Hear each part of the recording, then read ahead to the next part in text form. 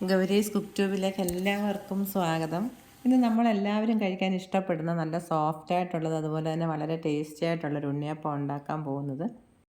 നല്ലപോലെ കുതിർത്ത പച്ചരിയിലേക്ക് പഴവും ശർക്കരയും ഏലക്കയും എല്ലാം കൂടെ ചേർത്ത് നന്നായിട്ട് അരച്ച് കുതിർന്ന് കഴിയുമ്പോൾ വെളിച്ചെണ്ണ നെയ്യും കൂടെ ഒഴിച്ചിട്ട് ഈ ഉണ്ണിയപ്പം ഉണ്ടാക്കുന്നത്. അതുപോലെ നമ്മളിതിൽ തേങ്ങാപ്പാലോ ബേക്കിംഗ് സോഡയോ ഒന്നും തന്നെ ചേർക്കുന്നില്ല.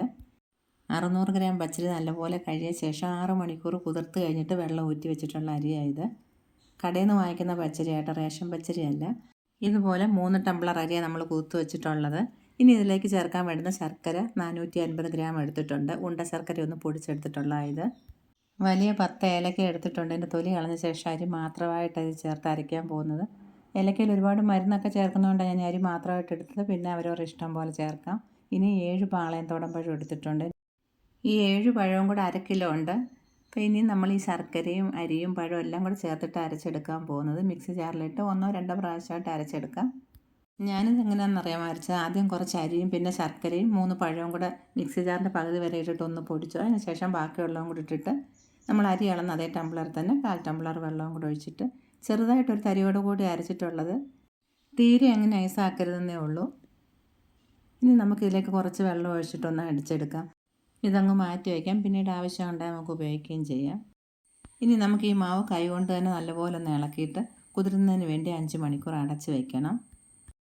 ഉണ്ണിയപ്പത്തിലേക്ക് ചേർക്കുന്നതിന് വേണ്ടി നമുക്ക് എള്ളും ജീരകവും തേങ്ങയൊക്കെ ഒന്ന് വറക്കുന്നതിന് 2 ടേബിൾ സ്പൂൺ നെയ്യ് ഒഴിക്കാം. നന്നായിട്ട് ചൂടായ ശേഷം വളരെ പൊടിയായിട്ട് അരിഞ്ഞു വെച്ചിരിക്കുന്ന ഈ കൊപ്ര തേങ്ങ ഇതിലേക്ക് ചേർക്കാം. വെള്ളമൊക്കെ വറ്റി ഉണങ്ങി വെച്ചിരിക്കുന്ന തേങ്ങയാണ്. ഇതുണ്ടെങ്കിൽ ഇതാ, ഇല്ലെങ്കിൽ നല്ലപോലെ വിളഞ്ഞ തേങ്ങയായാലും മതി.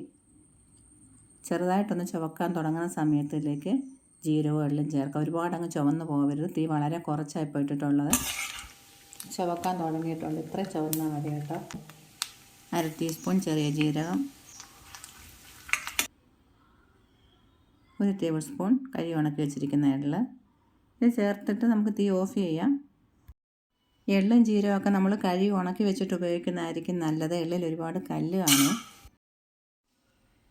കലക്കി വെച്ചിട്ടിപ്പോൾ 5 മണിക്കൂറായിട്ടുണ്ട്. ഇനി നമ്മൾ വറുത്ത് വെച്ചിരിക്കുന്ന തേങ്ങയും എള്ളും ജീരകവും എല്ലാം കൂടെ ഇതിലേക്ക് ചേർത്തിട്ട് നല്ലപോലെ ഇളക്കിയെടുക്കണം.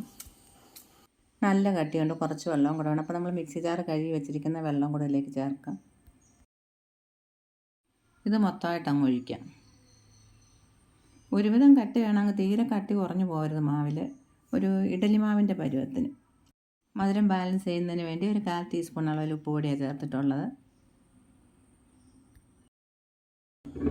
ഇനി ഇതിലേക്ക് നമുക്ക് കുറച്ച് നെയ്യ് ഒഴിച്ച ശേഷം പിന്നെ വെളിച്ചെണ്ണയും കൂടെ ഒഴിക്കാം. നെയ്യ് മാത്രം ഒഴിച്ചിട്ട് ഉണ്ണിയപ്പം ഉണ്ടാക്കാം. ഉണ്ണിയപ്പമൊക്കെ ഉണ്ടാക്കുമ്പോൾ ഇതുപോലെ നെയ്യും വെളിച്ചെണ്ണ ആയിട്ടോ നെയ്യ് മാത്രമായിട്ടോ ഉപയോഗിച്ച് ഉണ്ടാക്കാം. നമ്മൾ മറ്റെണ്ണകളൊന്നും ഉപയോഗിക്കരുത്. ടേസ്റ്റ് കിട്ടത്തേ ഇല്ല കേട്ടോ. വെളിച്ചെണ്ണ നല്ലപോലെ ചൂടായിട്ടുണ്ടെങ്കിൽ മാവ് കുറേശ്ശായിട്ട് ഒഴിച്ച് കൊടുക്കാം. ആദ്യം നമ്മൾ സൈഡിൽ ഒഴിക്കണം. ലാസ്റ്റിൽ നടുഭാഗത്ത് ഒഴിച്ചാൽ മതി. ഓട്ടുപാത്രമായിട്ട് നല്ല ചൂടുകൊണ്ട് പെട്ടെന്ന് അങ്ങ് മൂത്ത് പോകും. ഇപ്പോൾ തീ കൂട്ടിയാണ് വെച്ചിട്ടുള്ളത്. 3-4 മിനിറ്റ് നമുക്ക് ഇങ്ങനെ തന്നെ വയ്ക്കാം. അത് കഴിഞ്ഞിട്ട് മീഡിയം ഫ്ലെയിം ആക്കി വെക്കണം. ഇല്ലെങ്കിൽ ഉൾഭാഗം വേഗത്തതുമില്ല. തീ കൂട്ടിയാൽ കരിഞ്ഞു പോവുകയും ചെയ്യും. ഇതുപോലെ കളറാകുമ്പോൾ തിരിച്ചിട്ട് കൊടുക്കണം. പിന്നെ ഇടയ്ക്ക് 1-2 പ്രാവശ്യം ഒന്നുകൂടെ നമ്മൾ തിരിച്ച് മറിച്ചിട്ട് കൊടുക്കാം. നമ്മുടെ ഉണ്ണിയപ്പം നല്ലപോലെ വെന്ത് മൊരിഞ്ഞ് വന്നിട്ടുണ്ട്. ഇനി ഇതെടുക്കാം. ഇതുപോലെ ബാക്കിയുള്ളത് ചുട്ടെടുക്കാം.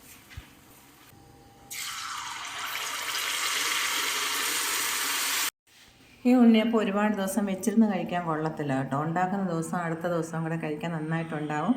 അത് കഴിഞ്ഞ് 2-3 ദിവസം കൂടെ പുറത്ത് വെച്ചാലും ചീത്തയാവത്തില്ല. പക്ഷേ ടേസ്റ്റിൽ വ്യത്യാസം വരും. നല്ല വ്യത്യാസം വരും. ഓവനിലൊക്കെ വെച്ച് ചൂടാക്കി നമുക്ക് ഉപയോഗിക്കാം. ബേക്കിംഗ് പൗഡർ ഒന്നും ചേർക്കാതെ നന്നായിട്ട് വന്നിട്ടുണ്ട്. നമുക്ക് കുറച്ച് അരിയിൽ ഇതേപോലെ ഉണ്ടാക്കിയാൽ ഇഷ്ടത്തിന് കഴിക്കുകയും ചെയ്യാം. കുഞ്ഞുങ്ങളൊക്കെ വളരെ ഇഷ്ടത്തോടു കൂടി കഴിക്കുക. അത്ര നല്ല ടേസ്റ്റ് ഉണ്ട് നെയ്യൊക്കെ ചേർത്ത് ഉണ്ടാക്കുമ്പോഴേ. ഉണ്ണിയപ്പം ഈ വീഡിയോ കാണുമ്പോൾ കുറച്ച് കൂടുതലായിട്ട് മൂത്ത പോലെ തോന്നുന്നത് കളറിൽ. പക്ഷേ അത്രയും മൂത്തിട്ടില്ല കേട്ടോ. ഇതിൽ കാണുമ്പോഴുള്ള കളറാണ് ഇത്രയും. കറക്റ്റ് പരുവത്തിനെ മൂത്തിട്ടുള്ളൂ. ഇനി ഞാനിതൊന്ന് മുറിച്ച് കാണിക്കാം. ഇതുപോലെ ഉണ്ടാക്കി നമുക്ക് എത്ര ഉണ്ണിയപ്പം വേണമെങ്കിലും കഴിക്കാം. വീഡിയോ എല്ലാവർക്കും ഇഷ്ടമായി കാണുമെന്ന് വിചാരിക്കുന്നു. വീണ്ടും കാണാം. Thank you.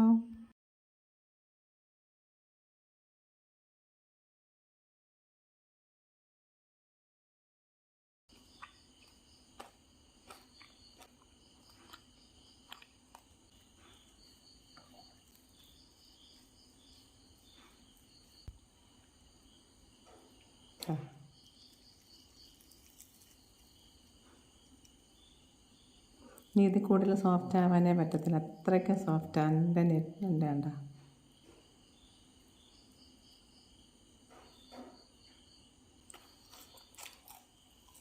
അപ്പം ഇതേപോലെ